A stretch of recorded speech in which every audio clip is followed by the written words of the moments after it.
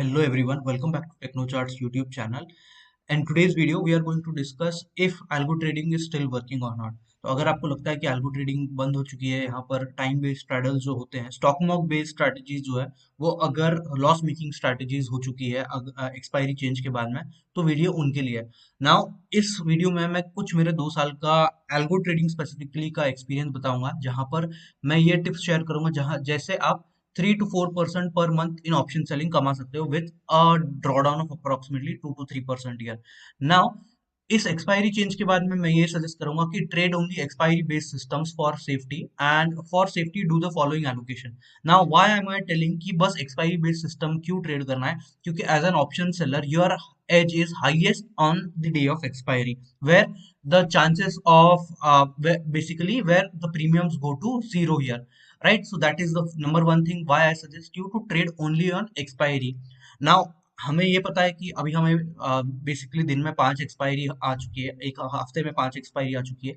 तो आप निफ्टी और बैंक निफ्टी में 100% एलोकेशन के साथ में ट्रेड कर सकते हो। क्यों? क्योंकि इसमें आपको बेसिकली 4 साल का डेटा आपको मिल जाएगा, तो आपको जो सिस्टम में कॉन्फिडेंस रहेगा वो ज्यादा रहेगा इन case of Nifty and bank Nifty. फिर निफ्टी में आप बस 50% कैपिटल से ट्रेड करिए, जहां पर आपके पास में फिर निफ्टी का data is from October 2022 basically, right? And mid cap and Sensex भी स्टॉक मॉक ने ऐड कर चुका है, अभी रिसेंटली उन्होंने ऐड किया है। तो आप मिड कैप और सेंसेक्स की स्ट्रेटजीज भी ट्रेड कर सकते हो with approximately 25% of your capital. Now firstly risk management का पर्सपेक्टिव से देखें तो आपको कभी भी दिन में 1.5% मैक्स लिमिट है, जहां पर जितना आप लूज कर सकते हो। So never lose more than 1.5% in a particular day, and try to trade for OTM और at the money strike price if you want to go in the money. अगर आपको इन द मनी ट्रेड करना है तो ITM one के ऊपर trade ना करें, ओके? तो मैं स्पेसिफिकली सजेस्ट करता हूं कि हमेशा प्रीमियम बेस्ड स्ट्रैटेजी ट्रेड करो। प्रीमियम बेस्ड का स्ट्रैटेजी का मतलब है कि एक्सपायरी के दिन में आपको पता है कि बैंक निफ्टी का स्ट्रैडल जो है वो 100 रुपीज के आसपास ट्रेड करता है। स्ट्रैडल 100 रुपीज के आसपास मतलब कॉल जो है वो 100 रुपीज के आसपास रहेगा, पुट जो है वो 100 रुपीज के आसपास रहेगा। स्ट्रैडल प्राइस टोटल 200 के आसपास रहेगा अप्रोक्सीमेटली। ओटीएम वन आपका 60 रुपीज रहेगा, 60 रुपीज कॉल, 60 रुपीज पुट। तो ऐसे ऐसे आपके प्रीमियम जैसे डिसाइडेड है, 30 रुपीज का कॉल, 30 रुपीज का पुट, ओटीएम टू। तो अभी आपको पता है कि प्रीमियम का वैल्यू जो एक्सपायरी के दिन होता है वो ऐसा डिफाइंड है basically in this VIX environment year, right? VIX बढ़ेगा तो ये भी प्रीमियम बढ़ेगा, तो उस केस में आपका जो प्रीमियम है वो एट द मनी से ओटीएम चला जाएगा, तो और भी बेटर है, राइट? तो trade only premium based strategies keeping the expiries premium in mind and don't go more than ITM 1 basically, right? ये मेरा एक नंबर वन सजेशन रहेगा आप सभी को कि आईटीएम वन के ऊपर ना जाए। आपको दिख रहा होगा बैक टेस्ट में आईटीएम वन ट्रेंडिंग मार्केट में बहुत प्रॉफिटेबल रहेगा, but you will not be able to stick to the system here. allocate 10% of your capital in case of option buying system to capture the trending moves.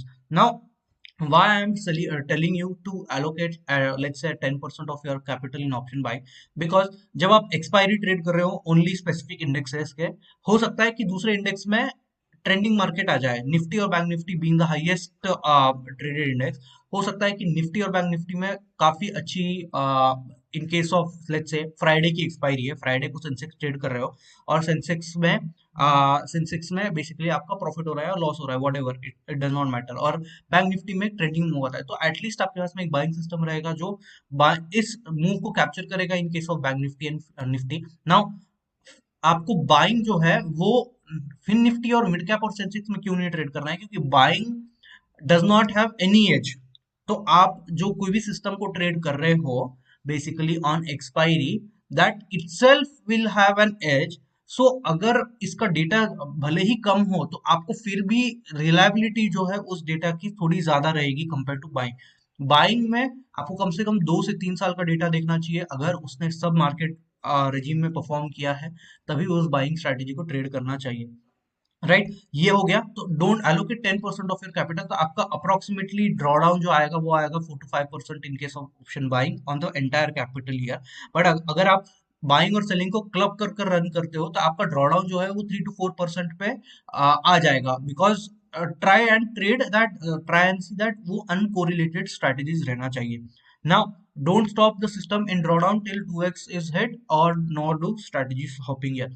तो अगर आपने कोई system, आपने कोई backtest बनाया है स्टॉक मॉक में, आपने कुछ सिस्टम बैक टेस्ट किया और उसमें आपने देखा कि 2% हिस्टोरिकल डीडी है, मैक्स हिस्टोरिकल ड्रॉडाउन है, तो एटलीस्ट आपको उसको 4 से 5% तक का ड्रॉडाउन आने तक रन करना चाहिए। ऐसा नहीं कि 3% का ड्रॉडाउन आ गया या 2% का ड्रॉडाउन आ गया तो सिस्टम को आपने बंद कर दिया और फिर नए सिस्टम पे चले गए। तो सिस्टम ही ऐसा ढूंढो जहां पर आप इंटू 2x ड्रॉडाउन तक झेल सको, राइट। अगर आप 5% का सिस्टम ही ढूंढोगे जहां पर सिस्टम का ड्रॉडाउन ही 5% है, तो फिर उस केस में आप 10-15%, 10-12% ट्रेड ही नहीं कर पाओगे बेसिकली, राइट। तो सिस्टम का ड्रॉडाउन जो है वो 2% तक रखो, ताकि आप 4 to 5% तक का ड्रॉडाउन फेस कर सको in this case, right. Now I will tell you some of the live examples of basically here where March में मुझे एक बड़ा ड्रॉडाउन आया था। नाउ इस ड्रॉडाउन पे मुझे ऑलमोस्ट 5% का लॉस हुआ था, 5% का डीडी हिट हुआ था।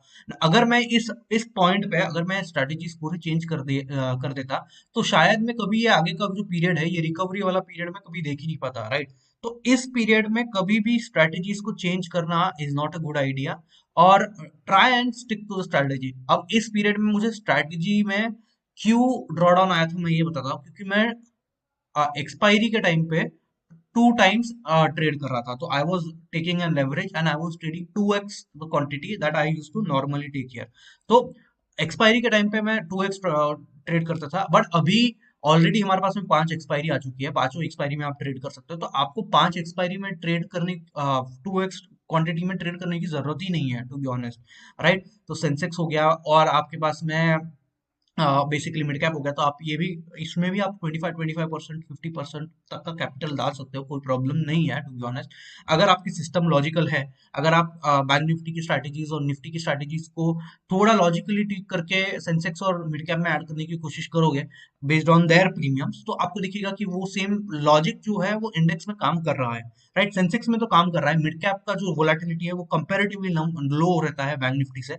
तो मिड कैप के लिए आपको थोड़ा नॉन डायरेक्शनल स्ट्रैटेजीज ट्रेड करना चाहिए, while I prefer to trade directional strategies for basically Nifty slightly and Bank Nifty, तो I trade fully directional strategies only, right? तो ये एक एडवाइस रहेगी। Secondly, don't go 2x और 3x quantity here, just trade 1x quantity। That means अगर आपके पास में 5 लाख रुपए है, तो आप 5 लाख में बेसिकली आप 10 लाख का ट्रेड मत डालो हेज बाय करके डबल क्वांटिटी में, राइट, जो लोग जनरली करते हैं वो मत करिए। तो आपका जो है बेसिकली सिस्टम का ड्रॉडाउन भी कंट्रोल रहेगा, मैक्सिमम लॉस भी कंट्रोल रहेगा। मैक्सिमम लॉस आपका एक दिन में 1% के ऊपर नहीं जाना चाहिए कुछ भी केस में, राइट। अगर आप ये सब चीजें फॉलो करते हो, तो I can assure you, I can definitely say that your returns will clock 2 to 3% at least if you are doing option selling, and 2 to 3% or let's say 30% a year on a pledged margin। let's say अगर आप mutual fund pledge कर देते हो या mutual fund pledge करते हो, तो आपको उधर 10 से 12% का सीएजीआर मिलेगा, और साथ में अगर इसमें आपको 20% भी सीएजीआर मिलता है, तो that is a dream come true, right, for many investors. तो सिंपल है, लो ड्रॉडाउन सिस्टम पे फोकस करो, और लो ड्रॉडाउन सिस्टम पे फोकस करने के बाद में बेसिकली आपको एक हायर विन रेट, बेसिकली 70-75% का विन रेट आपको चूज करना चाहिए कोई भी option selling. Let's say expiry based है, तो 75-80% तो भी विन रेट चाहिए कोई भी स्ट्रैटेजी में, and maximum drawdown up to 2%, और 2% I would say is the max, not more than that, right. In case of option selling, buying और सेलिंग का आपका कॉम्बिनेशन अप्रोक्सीमेटली 4% के ऊपर नहीं जाना चाहिए।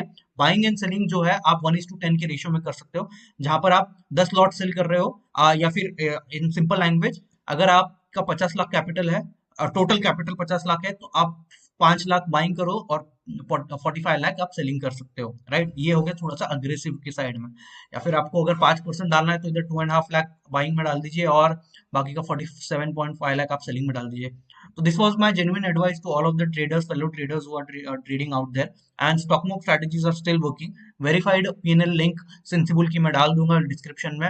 अगर आपको कोई भी क्वेरी है related to algo trading, you can message me on the number that is there on the screen, and you can connect with me on WhatsApp as well as call.